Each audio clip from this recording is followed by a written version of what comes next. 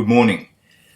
Today I want to look at my second video in a series of videos I'm making called Why Atheism is Wrong. And this morning I want to look at the Kalam Cosmological Argument.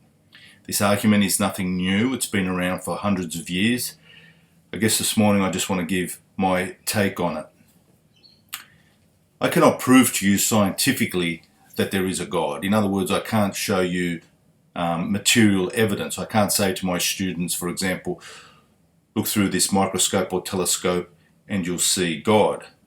Just like I can't say to them, look through this microscope or telescope and you'll see love, truth or beauty. And yet as human beings, we live and die for love, truth and beauty. It's the same with God.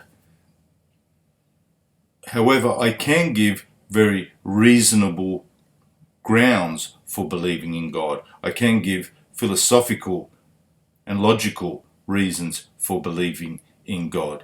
And the Catholic tradition has always said that faith and reason go together. It's like, reason is the solid foundation. Reason is the runway from which faith takes off. If you haven't got that solid foundation in reason, then your faith is going to be very questionable.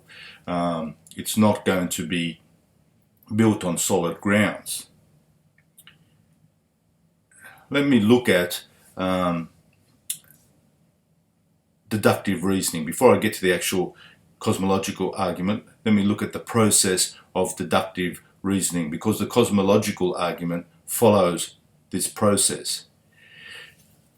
Deductive logic or deductive reasoning is a process of reasoning based on one or more statements or premises in order to reach a logically certain conclusion.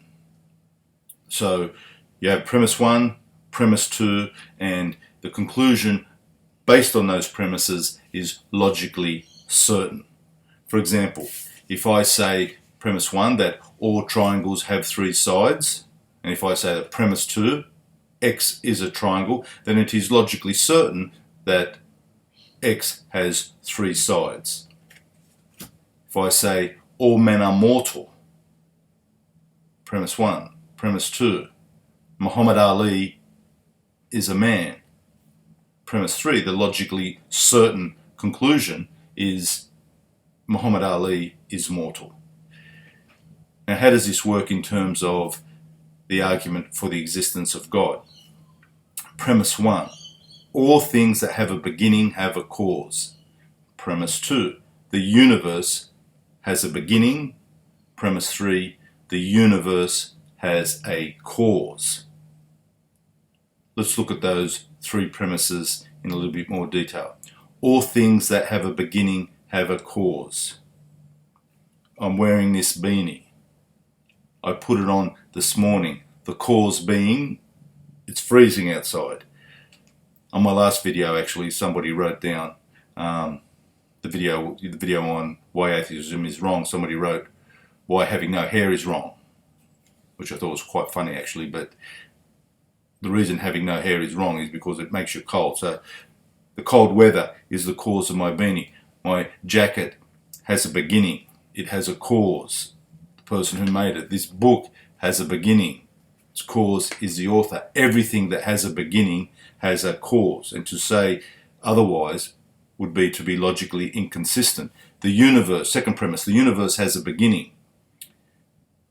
Before Einstein, the scientific consensus was that the universe had no beginning or end. It was eternal. But with Einstein and the Edwin Space Telescope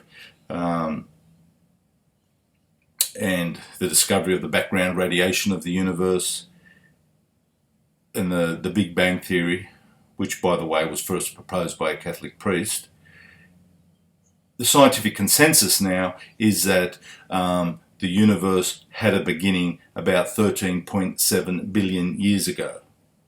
And I would agree with the scientific consensus on the Big Bang and the theory of evolution. However, I believe God is behind it all. So, scientific consensus is that the universe had a beginning. And everything that came into existence with the Big Bang. Therefore, the universe has to have a cause. If it has a beginning, it has to have a cause. It cannot come from nothing. If everything that came into existence with the Big Bang, then it is illogical to say that the universe came from nothing, because from nothing, nothing comes. Something cannot come from nothing. And it's just ridiculous to say, well, science is working on it. Science is going to show us how nothing can produce something.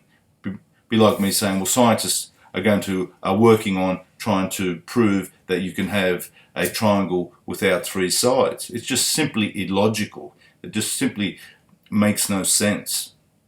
So the very foundation of atheism is built on clay feet.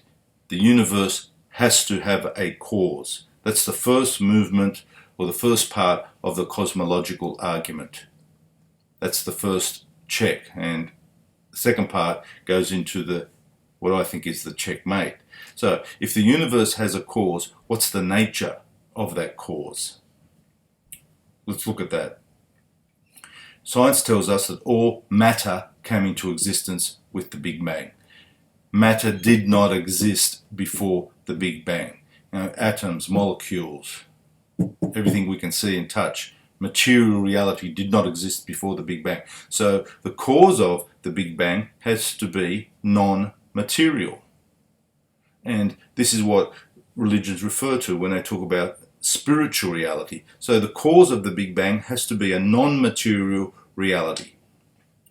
Religious people call that a spiritual reality. Second thing is, space came into existence before the Big Bang. Space came into existence with the Big Bang. Sometimes we imagine a Big Bang as taking place in empty space. This is incorrect, because empty space did not exist before the Big Bang. So what caused the Big Bang has to be spaceless, not bound by space, not limited by space. And this is what religion means when we talk about the omnipresence of God. God is everywhere because God is nowhere in particular. Third thing, time came into existence with the Big Bang. This is what science tells us. Space and time came into existence with the Big Bang. So if time came into existence with the Big Bang, the cause of the Big Bang has to be outside of time, beyond time, has to transcend time. It's not bound by time. And this is what all religions mean when they talk about God as being eternal. Eternal does not mean time that goes on forever, infinite time. Eternal means beyond time, outside of time. So it is a bit, it's pointless to say, well, if God caused a Big Bang, what caused God? What come before God? Well, you can't have a before God, because to have a before God just implies time, and time did not exist before the Big Bang. So you cannot have a before God. And this is what we mean by the uncreated cause. All religions talk about an uncreated cause. So far you have a non-material reality, a reality that is outside of space and outside of time. Next thing, which is a little bit more complicated, but God is not a particular thing in a particular place. So when atheists say, for example, that, well, religious people believe in an old man in the sky, or a flying spaghetti monster. An old man in the sky is a particular thing in a particular place. I know sometimes that metaphor is used to talk about God, but we've got to understand that all metaphors, everything we say about God is metaphorical. It's limited. It cannot explain the ultimate mystery. So God is not in a particular place or a particular thing. God transcends space and time and matter. So God is life. God is consciousness. God is being itself, consciousness itself, life itself, personality itself. a conscious personality that transcends space and time. How do we know this? Well, because we live in a universe in which consciousness and personality and intelligence exist. Now, they cannot come from nowhere. The less complex cannot create the more complex. Matter cannot create life. Matter by itself cannot create life. Life by itself cannot create consciousness. Consciousness by itself cannot create self-conscious, creative, intelligent, free human beings. So whatever created these things has to find their ultimate source in a intelligent, conscious, personal being that we call God. God is a bit like the ocean through which everything in the ocean exists. God is life with a capital L, through which everything that has life derives this life from. God is pure consciousness, and everything that has consciousness shares in God's consciousness.